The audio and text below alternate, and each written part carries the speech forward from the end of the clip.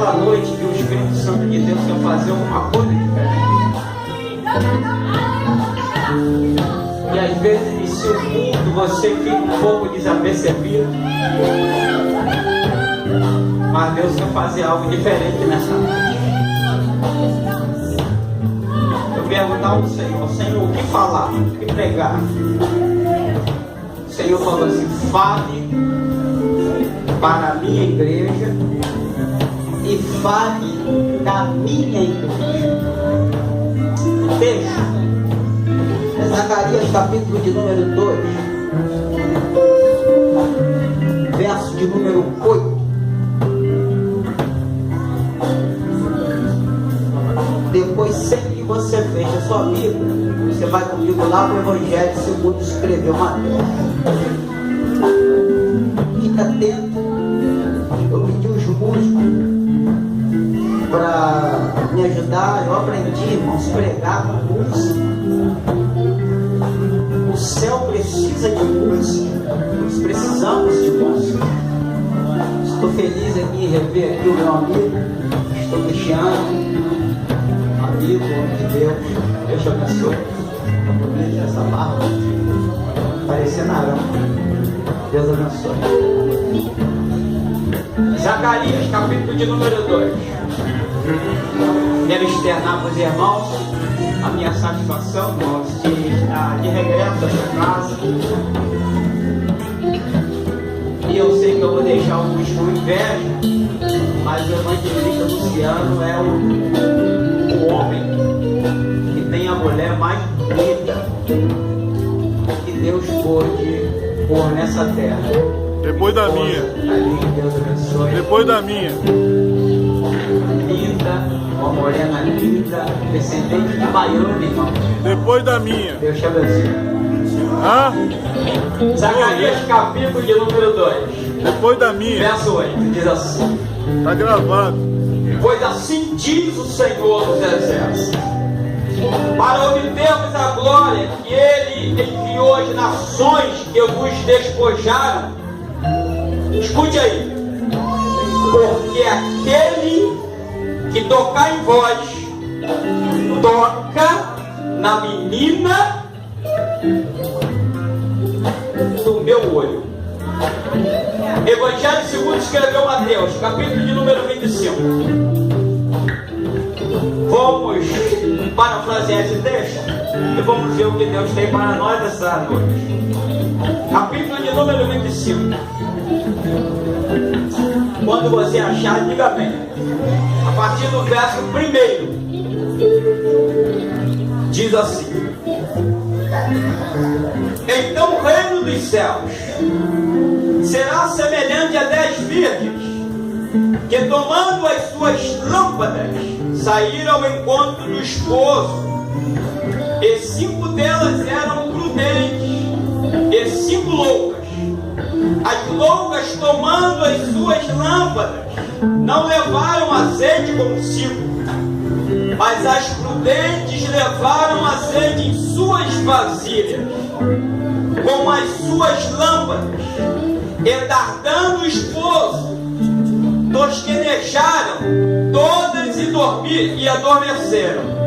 Mas à meia-noite ouve-se um clamor: aí vem o esposo, saia ao encontro. Então todas aquelas virgens se levantaram e prepararam as suas lâmpadas.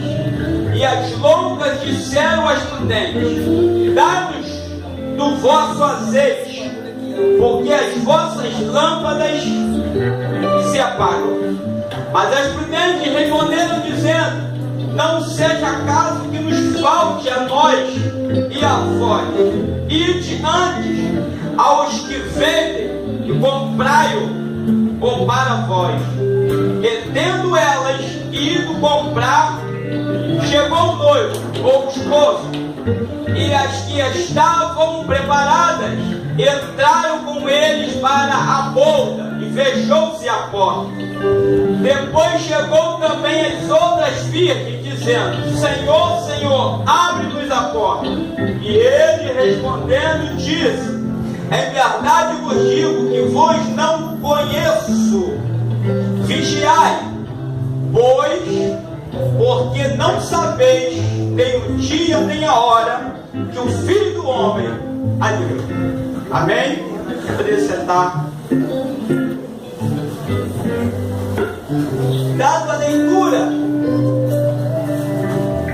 que foi feita nesta noite, o primeiro texto que nós lemos, a saber, Zacarias capítulo 2, verso 8. Eu não quero entrar no conteúdo do texto, mas eu quero usar o texto. E o finalzinho do texto diz assim: quem tocar em vós, toca na menina do meu corpo. O próprio Deus, nesse texto, ele trata a nação de Israel. Ele trata a igreja que foi lavada no sangue dele como menina dos olhos. Curioso que sou, fui buscar por que o próprio Deus trata a igreja ou a nação de Israel como menina dos olhos. E eu aprendi que os nossos olhos é a parte mais sensível do corpo. Talvez não é do conhecimento dos irmãos, mas você pisca os seus olhos 70 vezes por minuto.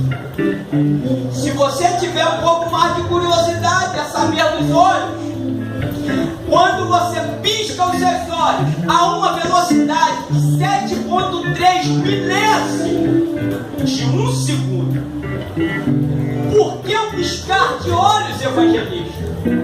Porque se não houvesse o piscar dos olhos, a nossa vista ficaria ressecada e nós perderíamos a nossa visão.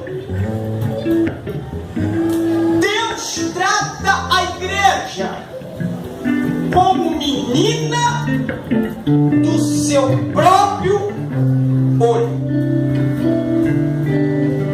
Agora precisamos cuidar dessa menina. Essa menina precisa de um cuidado especial. Os irmãos sabem que a parte que você mais se preocupa do seu corpo é os olhos, porque senão você pode perder a sua visão. É sobre essa menina, irmãos, numa linguagem espiritual, que eu quero tratar nesta noite. Não podemos perder a visão. Precisamos cuidar desta menina. E eu quero falar sobre a igreja. Eu quero falar sobre qualidades dessa menina, que se chama menina dos olhos de Deus. Hoje eu quero falar da igreja. O texto que eu li, que lemos, o Evangelho segundo Mateus, trata de uma parábola, entre 42 parábolas aproximadamente, que contém tanto no Antigo Testamento quanto no Novo Testamento. Esta é uma das parábolas mais importantes, de uma revelação profunda para nós. Aqui fala que o reino dos céus, ele é comparado como 10 virgens. E os irmãos sabem que numa linguagem contemporânea, esse texto trata de 10 igrejas. Então nós vamos tratar esse texto como 10 igrejas. Primeiro, a parábola começa chamando essas igrejas de 10 virgens. Por que o próprio Deus, quando ele trata com os discípulos por parábolas, por que parábolas, evangelista? Porque os discípulos, por mais que eles andassem com Jesus, por mais que eles estivessem ao lado de Jesus, vendo milagres, ouvindo palavras, ouvindo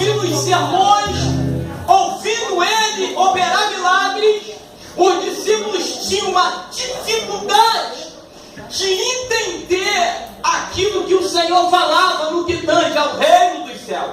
Então o próprio Deus falava por parábolas, para que o entendimento deles fosse facilitado.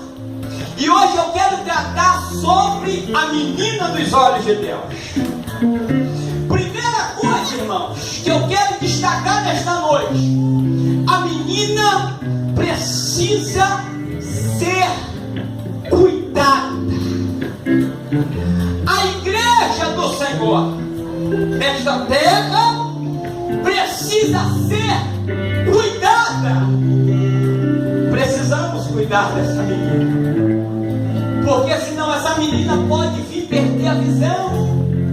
E quando um crente perde a visão do reino dos céus, perde a visão do próprio Deus, perde a visão espiritual, pode acontecer de você ter um desvio das contas de Deus. Então a palavra desse evangelista é muito prática. Eu não quero aprofundar grego, hebraico, aramaico, não. Eu quero falar sobre a igreja.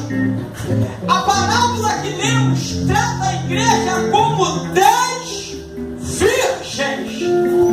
Por que há 10 igrejas nesta parábola? E por que o texto trata elas como 10 virgens?